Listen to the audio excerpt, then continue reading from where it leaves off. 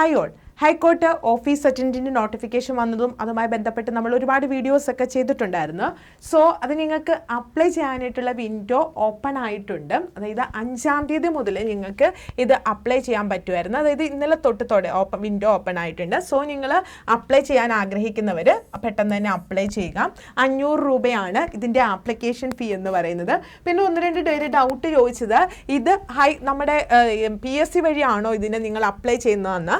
അല്ല, ഹൈക്കോർട്ടിൻ്റെ ഈ ഒരു സൈറ്റ്, അതായത് HSCK-recruitment.kerala-high-court.in ഈ ഒരു സൈറ്റിൽ കൂടെ വേണം നിങ്ങൾ ഈ ഒരു പരീക്ഷയ്ക്കായിട്ട് അപ്ലൈ ചെയ്യാനായിട്ട്.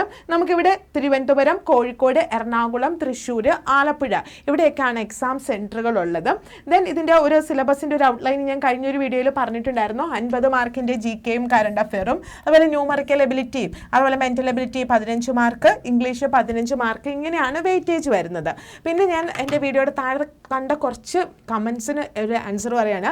പിന്നെ ഞാൻ കണ്ട കമൻറ്റ്, ഇത് PSC ആണോ? PSC അല്ല, ഇത് ഹൈക്കോർട്ടിൻ്റെ റിക്രൂട്ട്മെൻറ്റ് സൈറ്റാണ്. അതുകൊണ്ടാണ് നമ്മൾ PSC വഴി അല്ല ഇത് അപ്ലൈ ചെയ്യേണ്ടത്. പിന്നെ ചോദിച്ചൊരു ഡൗട്ട്, ക്വസ്റ്റ്യൻസ് മലയാളത്തിലാണ്.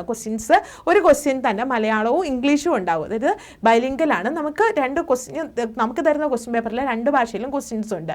നിങ്ങൾക്ക് ഇഷ്ടമുള്ളത് വായിച്ചിട്ട് അതിൻ്റെ ആൻസർ എഴുതാം. അതായത് ഇതിൽ നിന്ന് സാധാരണയായിട്ട് GK എന്ന് പറയുമ്പോൾ ഹിസ്റ്ററിയിൽ നിന്നും മെറ്റീരിയൽ ചോദിച്ചു കഴിഞ്ഞ പ്രാവശ്യം. അതുപോലെ ചോദിച്ച ഒരെണ്ണമാണ് നമ്മുടെ പത്രം, സ്വദേശാഭിമാനി പത്രത്തിൻ്റെ സ്ഥാപകനാര്, അങ്ങനെയൊക്കെയുള്ള PSCയിൽ ജനറലായിട്ട് നമ്മൾ വരുന്ന ക്വസ്റ്റ്യൻസ്, അതാണ് GKയിൽ നിന്ന് ചോദിക്കുന്നത്. അതുപോലെ ഏറ്റവും കൂടുതൽ ജ്ഞാനപീഠം അവാർഡ് കിട്ടിയത് ഏത് ഭാഷയ്ക്കാണ്, അങ്ങനെയുള്ള ചോദ്യങ്ങളാണ് കഴിഞ്ഞ പ്രാവശ്യം ചോദിച്ചത്. വരും ദിവസങ്ങളിൽ നമുക്ക് ഇതിനെപ്പറ്റി ഡീറ്റെയിൽഡ് ആയിട്ട്, അതായത് ക്വസ്റ്റ്യൻ പേപ്പർ നമുക്കൊന്ന് അനലൈസ് ചെയ്യാം. ദെൻ പ്രത്യേകം ശ്രദ്ധിക്കുക, ഡിഗ്രി ഉള്ളവർ ഇത് അപ്ലൈ ചെയ്യല്ലേ. ഡിപ്ലോമക്കാർക്ക് പ്രശ്നമില്ല. SSLC, +2, ഡിപ്ലോമ അങ്ങനെയുള്ളവർക്കൊക്കെ ഇത് അപ്ലൈ ചെയ്യാം. ഡിഗ്രി ഉള്ളവർ അപ്ലൈ ചെയ്യരുത്. കാരണം ഈ ഒരു റിട്ടേൺ പ്രോസസ് എന്ന് വെച്ചാൽ റിട്ടേൺ ടെസ്റ്റിന് ശേഷം നെക്സ്റ്റ് വരുന്ന ഇൻ്റർവ്യൂ ആണ്. ഇൻ്റർവ്യൂ കഴിഞ്ഞിട്ട് ഫൈനൽ റാങ്ക് ലിസ്റ്റ് വരത്തുള്ളൂ. അപ്പോൾ ഈ ഇൻ്റർവ്യൂവിന് നമ്മൾ ചെല്ലുമ്പോൾ ആദ്യം നമ്മൾ അവർക്ക് സബ്മിറ്റ് ചെയ്യേണ്ടതാണ് നമുക്ക് ഡിഗ്രി ഇല്ല എന്ന് തെളിയിക്കുന്നതിനായിട്ടുള്ള ഒരു അതായത് ഹൈക്കോടതിൻ്റെ ഒരു സ്പെഷ്യൽ ഫോം ഉണ്ട്. ആ ഫോമിൽ നമുക്ക് ഡിഗ്രി ഇല്ല എന്ന് നമ്മൾ പറയുന്നുണ്ട്. അതുകൊണ്ട് ഡിഗ്രി ഉണ്ടാവാൻ പാടില്ല, അത് കമ്പൽസറി ആണ്. ഡിഗ്രി ഉള്ളവർ അപ്ലൈ ചെയ്യരുത്. ദെൻ നിങ്ങളെല്ലാവരും ഒരുപാട് വീഡിയോയുടെ താഴെ കമൻറ്റ് കണ്ടു, ഇതിൻ്റെ കോഴ്സ് നമ്മൾ സ്റ്റാർട്ട് ചെയ്യുന്നുണ്ടോയെന്ന്. നമ്മൾ ADA 24/7 മലയാളം ഇതിൻ്റെ കോഴ്സ് സ്റ്റാർട്ട് ചെയ്യുന്നുണ്ട്.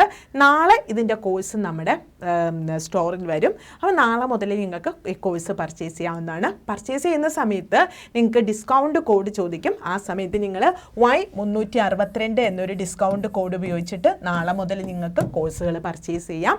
നമ്മുടെ ക്ലാസ്സൊക്കെ ലൈവാണ്. ലൈവ് പറ്റാത്തവർക്ക് റെക്കോർഡഡ് വീഡിയോ, മോക്ക് ടെസ്റ്റും റിവിഷനും മെൻ്റൽ സപ്പോർട്ടും നോട്ട്സും എല്ലാം ഉണ്ടാവും. അപ്പോൾ ജോയിൻ ചെയ്യാൻ താല്പര്യമുള്ളവർ നാളെ തന്നെ ജോയിൻ ചെയ്തോളൂ. Thank you.